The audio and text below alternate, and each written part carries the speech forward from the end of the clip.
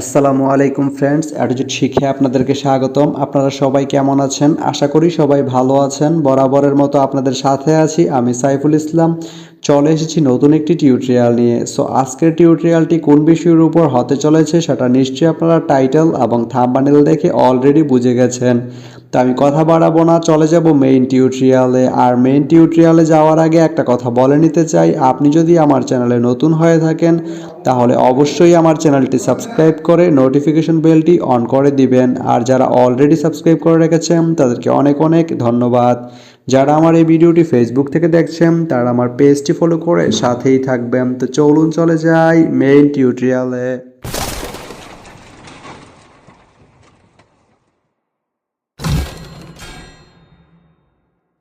তো বন্ধুরা, আজকে আমরা জানবো আপনি ঢাকা থেকে কটচাঁদপুর যেতে কোন কোন ট্রেন রয়েছে, সেই ট্রেনগুলো ছাড়ার নতুন সময়সূচি, ভাড়ার তালিকা, বন্ধের দিন এবং গিয়ে পৌঁছতে কতক্ষণ সময় লাগবে বিস্তারিত।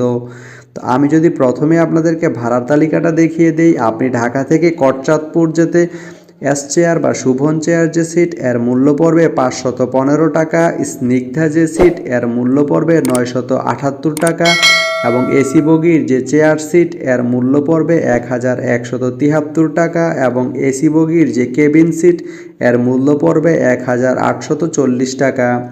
এখন আমি যদি আপনাদেরকে ট্রেনের সময়সূচিগুলো বলে দেই, আপনি ঢাকা থেকে কটচাঁদপুর যেতে প্রথমেই যে ট্রেনটি রয়েছে সেটি হচ্ছে সুন্দরবন।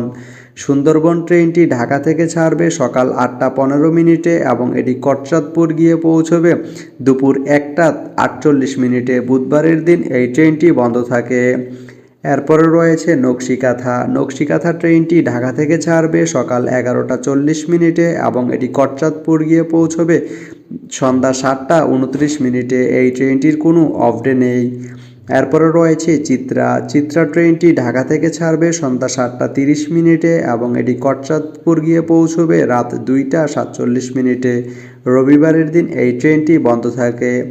এরপরে রয়েছে বেনাপোল এক্সপ্রেস। বেনাপোল এক্সপ্রেস ট্রেনটি ঢাকা থেকে ছাড়বে রাত 11টা 45 মিনিটে এবং এটি কটচাঁদপুর গিয়ে পৌঁছবে ভোর 5টা 12 মিনিটে। বুধবারের দিন এই ট্রেনটি বন্ধ থাকে। তো আপনি ঢাকা থেকে কটচাঁদপুর যেতে এই 4টি ট্রেনের যে কোনো একটি ট্রেন ব্যবহার করতে পারেন। তো ভিডিওটি কেমন লাগলো অবশ্যই কমেন্ট করে জানাবেন। আর ভিডিওটি যদি ভালো লেগে থাকে বা আপনার কোনো উপকারে এসে থাকে তাহলে ভিডিওতে একটা লাইক করে দিবেন, কারণ আপনার একটা লাইক আমাকে অনেক ইন্সপায়ার করে নতুন নতুন আরও ভিডিও বানাতে। তো ধন্যবাদ সবাইকে ভিডিওটি এতক্ষণ ধৈর্য ধরে দেখার জন্য। ভালো থাকবেন, সুস্থ থাকবেন, অ্যাডজেট শিক্ষার সঙ্গেই থাকবেন।